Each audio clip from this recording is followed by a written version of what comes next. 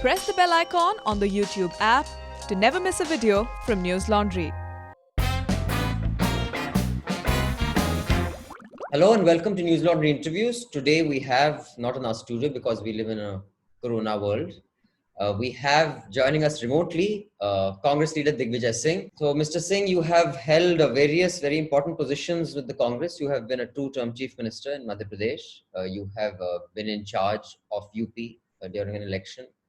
But most recently, I guess, much of your experience of politics would be used in keeping your flock in Madhya Pradesh together. And you have made a few statements saying that, no one from the Madhya Pradesh group of MLAs will defect. What gives you this confidence after the 22 who flipped with Mr. Scindia a few months ago? Most of these MLAs who are with us today, they had an offer of 35 to 50 crores to defect. So when they had the opportunity to take 35 to 50 crores and still remain with the Congress party. So therefore, I think they have seen the game through that, and they have resisted that offer and are still with the Congress party. And you'll be surprised, except for one, all the tribal MLAs have stood by the Congress party. You have in the past also made some rather startling claims which you could not back up. Right.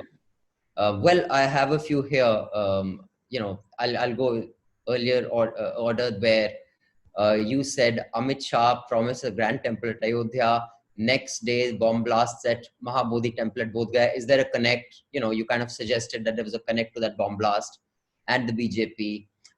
You had.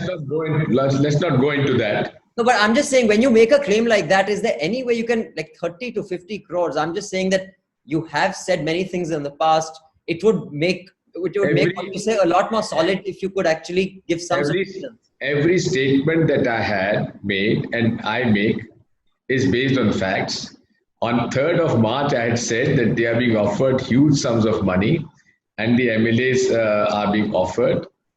And this came true. In fact, but I never expected Mr. Jyotiraditya Scindia to move out.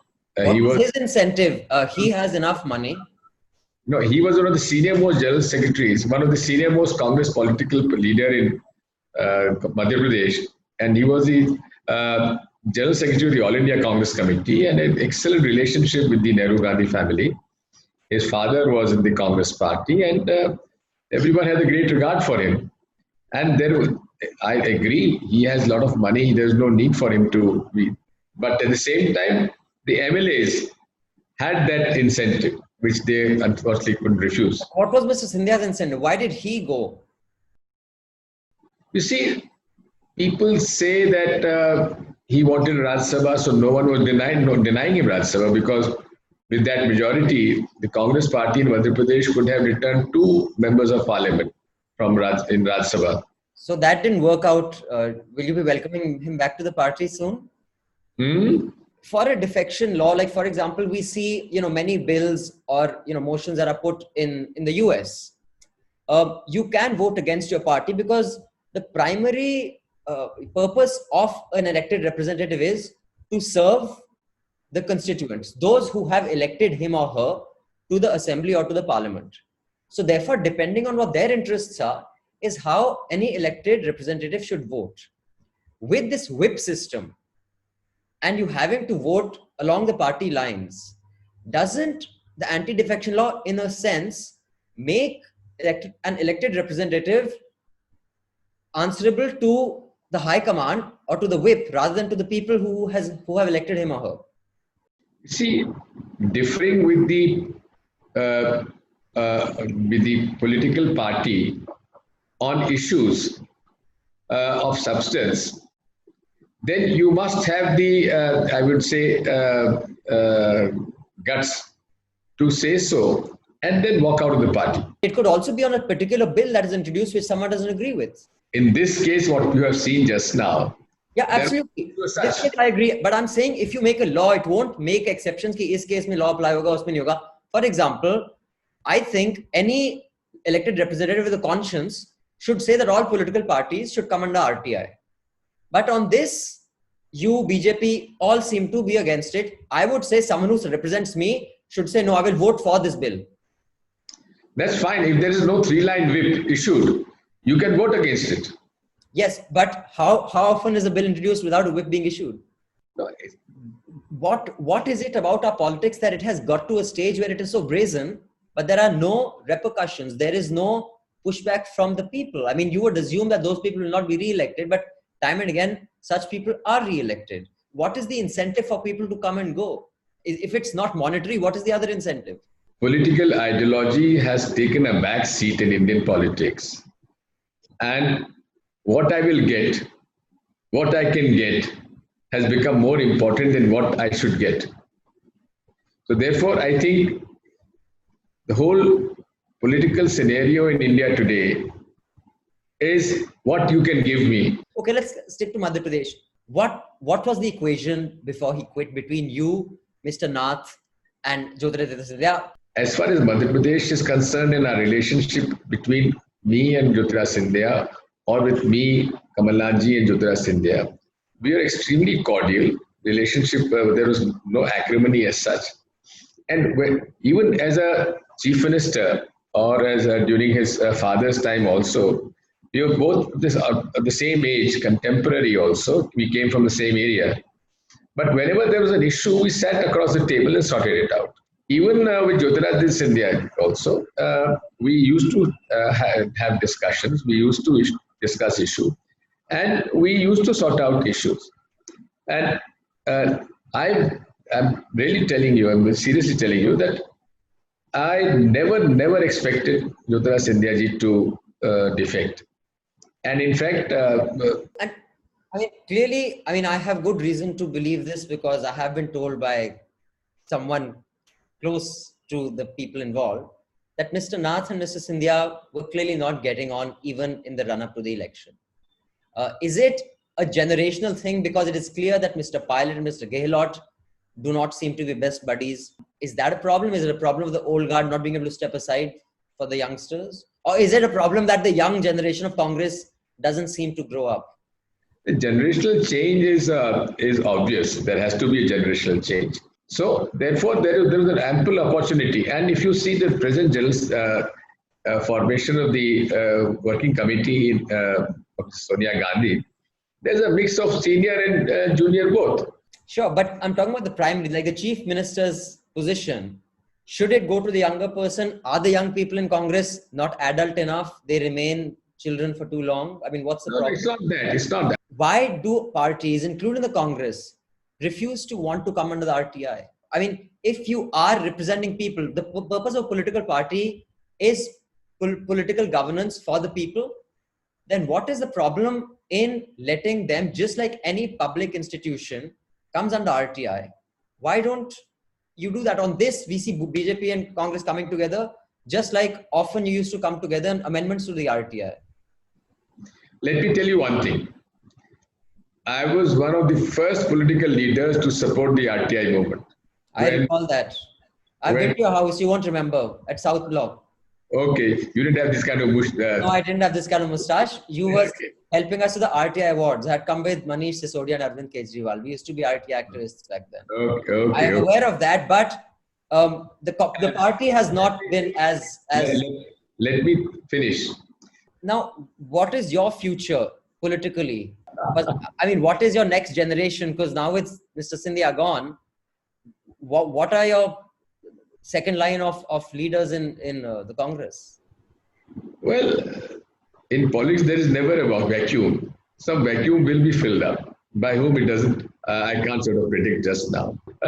I've had a very fruitful innings at the state and the national level.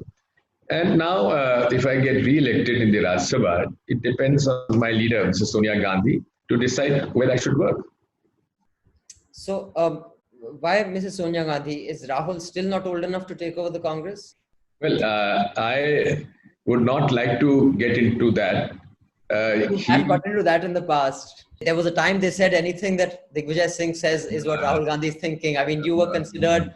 Before Mr. Scindia became number 2, there was a time when Digvijaya Singh was number 2. he was considered the insider of the Gandhis. I mean, I personally believe the Gandhis, there are just Sonia, Rahul and Priyanka, but you were considered the voice of Rahul Gandhi. What, you're not in favor anymore? You're not?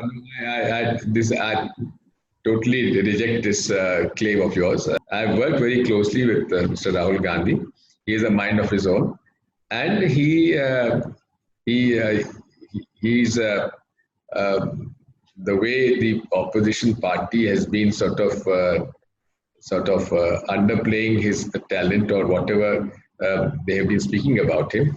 Let us face facts that he was the first one to sort of warn Mr. Prime Minister about what COVID can do to the health of this country and to the health of the economy of this country. What's the problem if we live in a time where people with very few accomplishments and even fewer achievements can make such a big deal about their perceived accomplishments? A man, if you're saying with such a mind of his own and brilliant ideas, what stops him from being able to communicate that to the people of this country when he has one of the oldest and the largest political parties in the country backing him? I can't speak up for Mr. Rahul Gandhi. But as a congressman? But I would be very happy if he leads. This is what I've been saying for a long time. But you're saying there are enough people in there who would not be as happy as you. So which is why he's not leading. I'm not saying that. So what keeps him from, I haven't understood that if there are enough people who want the new generation, the younger, gen to take over, why doesn't it happen? I mean, why is it such a non-starter each time? Ask him. Sorry? Let Newslaundry ask him. Well, if you can hook up an interview, I would love to. We've been trying for one for the longest time. No one gives us interviews except wonderful people like you see. Section 66A was one of the most foolish legislations that was introduced by Mr. Sibal, your party.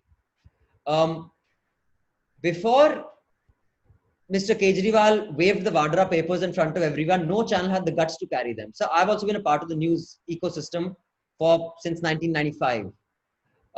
And during the Congress time, of course, we didn't live in the digital age, so it wasn't as ugly and horrible as it is now. But every channel knew the Lakshman Rekha. And that Lakshman Rekha was the Gandhis and Vadras. It was not a coincidence that case that everybody had papers to was not covered until it was fired off Kejriwal's shoulders. Dekho, usne press conference ki, Vadra par ye allegation lagaye. Sabke paas wo file thi. Do you think you did any concrete steps to that effect? And I agree it's broken now and the BJP, what they're doing is horrible. But where would you say your responsibility is as a party, not you personally? Abhinandan, let me tell you one thing. I've been in politics for the last 50 years. I have never sort of questioned media, whether the print or the electronic media, if they have put any story against me, whether it was with substance or without substance. I will tell you an incident if you have time. Sure. Okay. There was this young reporter from Indian Express, who is now the managing editor of Caravan. Of Caravan, okay. Caravan. So his father was in the state IPS career, and I knew the family very well. So he did an excellent story, very damaging to my government, of malnutrition among the primitive tribe in areas in Shivpuri. So when I read the story, I called the young man. You can check with him. And I congratulated him. I said, excellent story you've done. And I took, as a chief minister, I took corrective steps. No, fine. You may personally have done that. I'm guessing you're talking about Hartosh. I will ask him. But of course, Hartosh is. Yeah, I didn't want to mention his name, so but I happily mention every name. But I'll check with Hartosh. Now you have cleared yourself. Fine. It's up to the viewers to judge. But I'm talking to you as a congressman. While Digvijaya Singh as an individual, one may have views on. You also have to be answerable for your party, right? What was your view? I don't know whether Mr. Sibal took your views, because he does give me the impression of a man who knows better than God. So I doubt he would have asked your views. But on 66A, what was your party's view that this Section 66 of the IT Act that he legislated, then it was pulled back? Did anyone say this is ridiculous? So the point I'm trying to make is, having a provision in the act is one thing, and using it indiscriminately is another thing. No, it's not. The interpretation, it's a question of interpretation. बस free में इतना ही मिलेगा. For the full unedited interview, you're going to have to subscribe to Newslaundry and pay to keep news free. Because when you subscribe, not only do you support independent journalism, you get access to all our interviews, unedited, uncut, all our podcasts, and all our news reports and everything we do. So pay to keep news free, support Newslaundry, and watch the full unedited interview.